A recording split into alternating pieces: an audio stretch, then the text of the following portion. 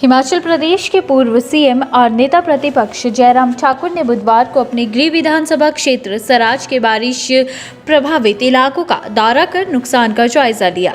इस मौके पर उन्होंने सीएम सुक्खू के कामकाज पर तंज कसते हुए कहा कि राज्य में बरसात कहर बनकर टूट रही है और सीएम के पास आपदा प्रबंधन की तैयारियों की समीक्षा करने का भी समय नहीं है। प्रदेश में इससे पहले कभी ऐसा नहीं हुआ। जयराम ने सराज के तुंगाधार में बारिश से हुए नुकसान का जायजा लिया। उन्होंने कहा कि जब उनकी सरकार सत्ता में तो बरसात और सर्दियों के मौसम से पहले आपदा प्रबंधन की तैयारियों की समीक्षा होती थी। कहीं पर भी नुकसान होने पर तुरंत प्रभाव से मंत्रियों को मौके पर भेजकर त्वरित कार्रवाई की जाती थी, लेकिन मौजूदा सरकार में ऐसा कुछ भी नहीं हो रहा है।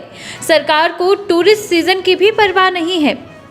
जयराम ठाकुर ने कहा कि प्रदेश में इस वक्त टूरिस्ट सीजन का दौर है, लेकिन सरकार को इसकी कोई परवाह नहीं। उल्टा जो टूरिस्ट फंस रहे हैं उनकी भी सरकार कोई मदद नहीं कर रही है। हजारों लोग जाम में फंसे और सराज से होकर निकलने की कोशिश में लगे रहे। ऐसे लोग घंटों तक भूखे प्यासे गाड़ियों में फंसे रहे और उन्होंने खुद डीसी मंडी को फोन करके लोगों तक मदद पहुंचाई।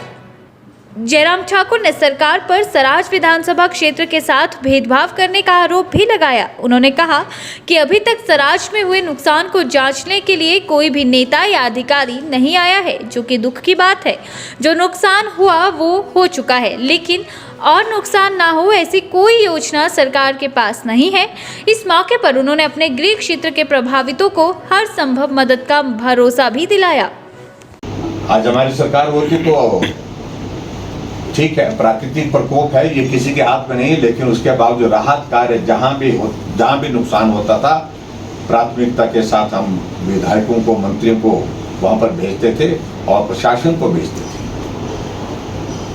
अभी इतनी सारी घटनाएं बारिश के कारण, बरसात के कारण हो गई, लेकिन अभी तक हिमाचल प्रदेश में जो एक मीटिंग होती है प्रिकॉशनरी स्टेप लेने के लिए मॉनसून से पहले, बर्फ से पहले, कि क्या क्या चीजें हो सकती है, अभी तक मुख्यमंत्री को उसके लिए समय ही नहीं मिल पाया। कोई बैठक नहीं।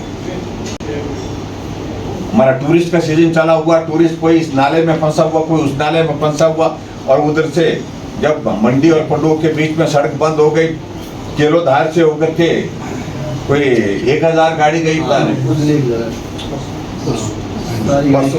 सारी गाड़ियां वहां से निकली और कुछ लोगों ने हमको फोन करके संदेश दिए कि और कुछ नहीं, पानी बच्चे गाड़ी में 7 घंटे से बैठे हुए, आगे रास्ता बंद है, पीछे भी रास्ता बंद है, न खाने को है न पीने को है। डिप्टी कमिश्नर मंडी को फोन किया, मैंने कहा कि कम से कम पानी का इंतजाम करो, कुछ फ्रूट्स लेकर के जो गाड़ियां फंसी हैं उसमें लोगों को पहुंचाने की कोशिश करो, तब जाकर के उस दिशा में कदम। यानी कि कोई पूछने वाला ही नहीं है।